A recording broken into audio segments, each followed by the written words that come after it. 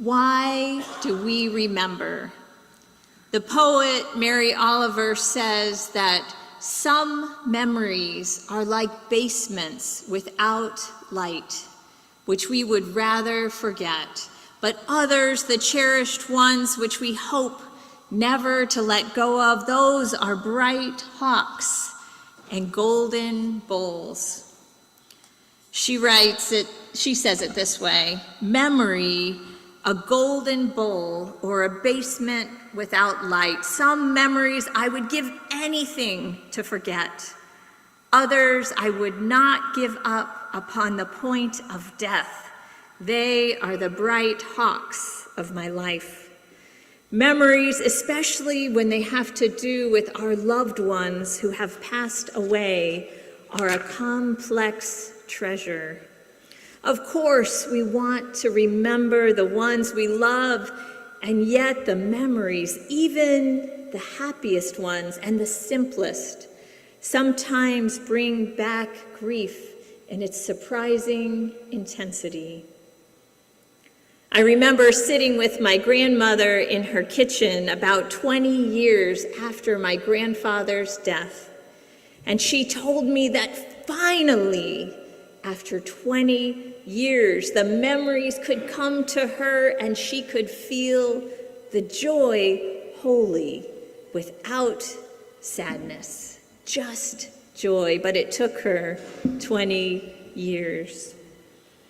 Even when memories do bring our grief plodding along, we savor them because it is in memory that our loved ones remain present. This is why we have that phrase, in living memory. The memory of living, feeling persons is more than a collection of facts, but a bringing forth of something that once was. That day with my grandma now feels like worlds away. It has been another 20 years since that day.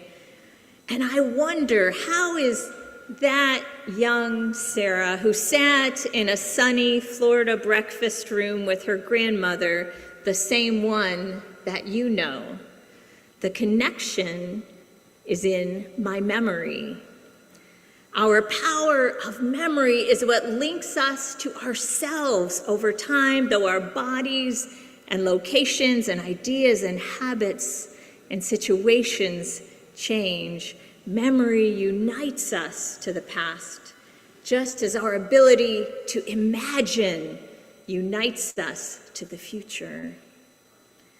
In Luke's gospel, we find the story of Jesus sitting down to share the Passover meal with his closest friends, letting them know he expected to die soon.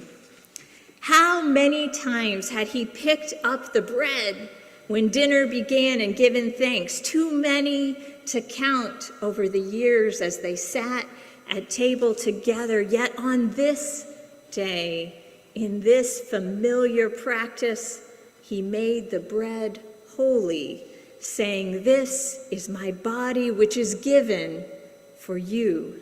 Do this in remembrance of me."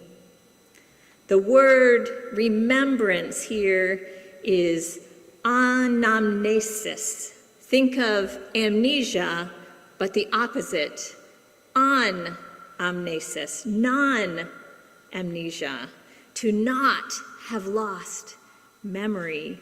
And it means to call back to mind or recollect. For the followers of Jesus, eating this meal together became a sacred way to call Jesus to mind, to recollect him, to not have forgotten him, to bring him back into their presence by the strength of their shared memories. When we gather to remember Jesus in this practice that has continued for 2,000 years, we too are calling him to mind among us. Our English word remember comes from Latin, not from the Greek, and it means intensely mindful. As we share the bread and the cup, we are intensely mindful of Jesus. In the Apostle Paul's hymn to love and love's never-ending fullness, he talks about other gifts like knowledge or prophecy that are only partial. Now, he writes, I know only in part, but then I will know fully, even as I have been fully known. In our earthly lives as humans, love can be complete, but our knowledge will always be incomplete until the one day, until the then. This is why, as we feel our way through life's decisions, love is always a more trustworthy guide than reason. Paul talks about this partial knowing as looking in a dim mirror. Have you ever looked into an antique mirror that has become cloudy?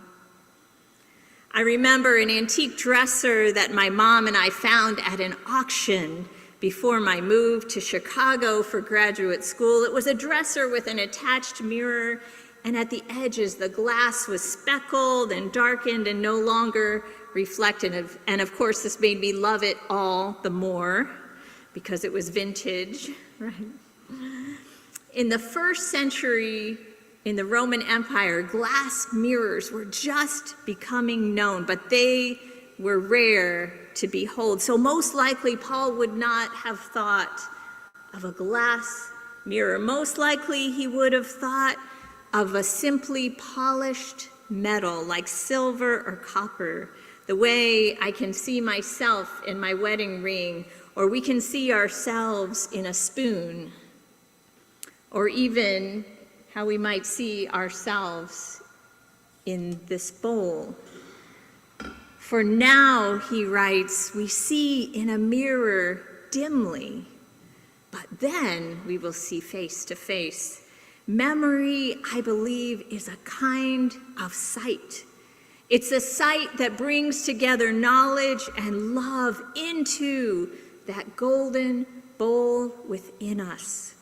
With our eyes, we cannot see our loved ones who have gone before us. With our hands, we cannot touch them. Yet, with our memories, the veil parts and they are here.